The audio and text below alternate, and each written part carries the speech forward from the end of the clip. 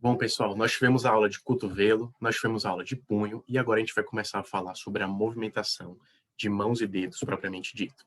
Tá? O objetivo da aula vai seguir o mesmo princípio da aula de cotovelo e de punho. Vocês entenderem os nervos, o movimento da mão e dos dedos e que vocês aprendam a examinar da forma adequada. Os nervos responsáveis pelos movimentos de mãos e dedos são radial, novamente, e aí é o principal extensor dos dedos, tá? E o mediano e o ulnar vão compartilhar as funções de flexão e algumas outras funções que a gente vai ver mais à frente. Esse é o nosso esqueminha, para a gente lembrar. Então, mediano, radial e ulnar, os três aqui de baixo. Né? E, bom, vamos lá. O exame de mãos e dedos é um pouco mais complexo. Vai seguir aquele mesmo princípio que eu falei para vocês na hora do exame do punho, que a articulação tem que estar estabilizada sobre uma superfície. E na hora de examinar a mão, você tem que estabilizar o punho para que ele não interfira e não confunda seu exame. Tá? A mão tem inervação complexa e quando você tem fraqueza de algum nervo, existem movimentos dos outros nervos que podem compensar. Então, aquela coisa de isolar o movimento é muito, extremamente importante no exame de mãos e dedos. E aí, tem um detalhe que vale a pena a gente entender, porque ajuda a facilitar um pouco o exame de mãos e dedos, que é que a musculatura responsável pela movimentação da mão é dividida em musculatura extrínseca e musculatura intrínseca. Então, nós vamos falar primeiro da musculatura extrínseca, que é responsável pela extensão dos dedos na articulação metacarpo-falangiana. Esse movimento, tá? Aqui. E aí, os músculos responsáveis por esse movimento são o extensor comum dos dedos, esse primeiro, e o extensor do dedo mínimo e o extensor do indicador. Todos eles são de responsabilidade do nervo radial, todos eles são de responsabilidade das raízes C7 e C8.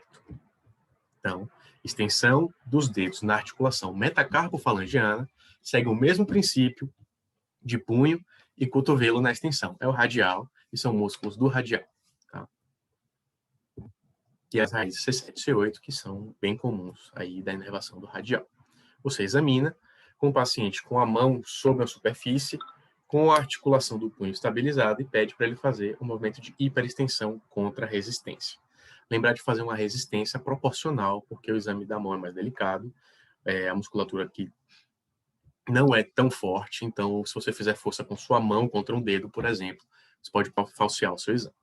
Então, lembrar sempre de fazer movimentos proporcionais. E o movimento de flexão da musculatura extrínseca, ao contrário da extensão, não é da metacarpo-falangiana.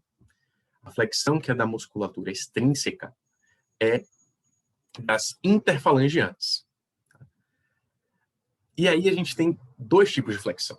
A flexão superficial, que é da interfalangiana proximal, e a flexão profunda, que vai mais longe, que é da interfalangiana distal. O que é que acontece? A flexão superficial é toda do mediano, tá? E o músculo é esse aqui, tá? Que é o flexor superficial dos dedos. Raiz C7 até T1. E o que é que acontece? Já na flexão profunda, né, você examina a flexão superficial, estabilizando a metacarpofalangiana e fazendo o movimento da interfalangiana proximal de flexão. Tá? Já a flexão profunda é de responsabilidade dos nervos mediano e ulnar. Os dois dedos mais laterais da mão, né, porque na posição anatômica é assim. Então, esses dois são do mediano. E os dois mais mediais, na posição anatômica mais mediais, são do ulnar. Então, essa regiãozinha aqui já era classicamente conhecida nossa como do ulnar, e essa região é do mediano, tá? E os músculos são esses aqui, ó, flexor profundo dos dedos, tá? Do dedo 1 e 2 do mediano, do dedo 3 e 4 do ulnar. Esse aqui é o superficial, tá? Que vai lá para a interfalangiana, responsável da interfalangiana proximal. O nosso da distal é esse aqui, que é o flexor profundo dos dedos, que tem inervação do mediano para esses dois primeiros e do ulnar para esses dois últimos. Você examina, estabilizando a interfalangiana proximal e pedindo para o paciente fletir a interfalangiana distal contra a resistência, de preferência proporcional, para que você possa fazer o exame da forma adequada.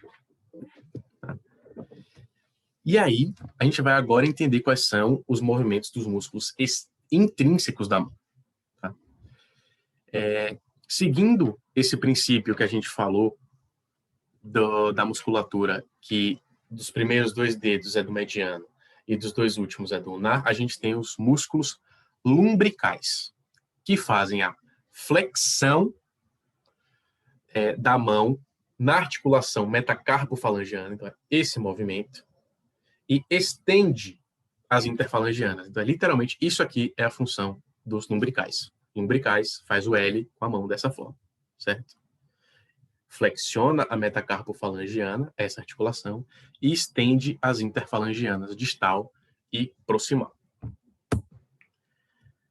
E aí vem um músculo que chama interósseo, que é total de responsabilidade do ulnar, que existe uma parte mais anterior, que são os interósseos palmares, tá? E existem os interósseos dorsais, todos do ulnar. E eles vão fazer a adução e abdução da mão e dos dedos, no caso. Né? Abdução e adução dos dedos. Movimento de adução, você vai testar dessa forma, mão sobre a superfície, e você pede para o paciente aduzir os dedos. Mão sobre a superfície, você pede para ele abduzir os dedos. A adução é de responsabilidade dos interósseos palmares e a abdução dos dorsais. Ambos são do nervo ulnar. Então, você está testando o mesmo nervo. E esse movimento de extensão das interfalangianas é, de novo, o movimento lá dos lumbricais. Então, a musculatura intrínseca da mão, a gente examina através da adução e abdução, musculatura interóssea, nervo ulnar, e por esse movimento, flexão da metacarpofalangiana, extensão das interfalangianas.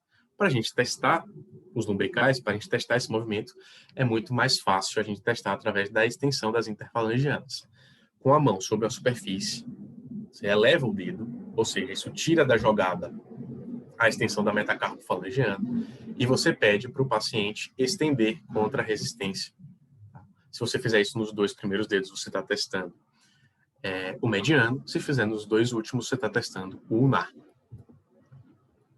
Então, para examinar aí a adução, nervo ulnar, interósseos palmares, C8-T1, adução.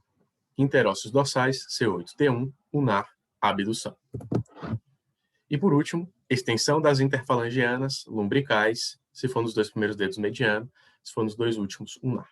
E percebam, todos os movimentos de musculatura intrínseca de mãos e dedos foram das raízes C8-T1. Quando era musculatura intrínseca, ainda envolvia outras raízes, mas intrínseca, C8-T1. E existem ainda outros movimentos, que são movimentos do dedo mínimo, tá? Que pode ser flexão do dedo mínimo, oposição do dedo mínimo, tá? Que é feita aí pelo opositor do dedo mínimo e pelo palmar curto, e a flexão que é feita pelo flexor do dedo mínimo. E você pode examinar o ulnar através dos movimentos desses músculos também, mas, em geral, a gente costuma usar outros artifícios para examinar o ulnar, que não só com o dedo mínimo, tá? Mas só para conhecimento aí de vocês. Então, de novo, repassando o exame. Musculatura extrínseca. Extensão na metacarpofalangiana, nervo radial, C7-C8. Flexão superficial na interfalangiana proximal, nervo mediano, C7 até T1. Flexão profunda da interfalangiana distal, nos 2 primeiros dedos mediano, nos 2 últimos ulnar, raiz C7-C8. Musculatura intrínseca, abdução e adução, que são ambos do ulnar, são C8-T1. E, se você quer testar também os lumbricais, nos 2 primeiros dedos medianos, 2 últimos ulnar, C8-T1, que é feito dessa forma. Lembrando que você ainda pode testar o dedo mínimo para avaliar o ulnar. Tá? Até a próxima aula, que a gente vai falar finalmente de polegar, e a gente encerra o exame da motricidade de membros superiores por articulação ou por músculo, tá bom? Até mais.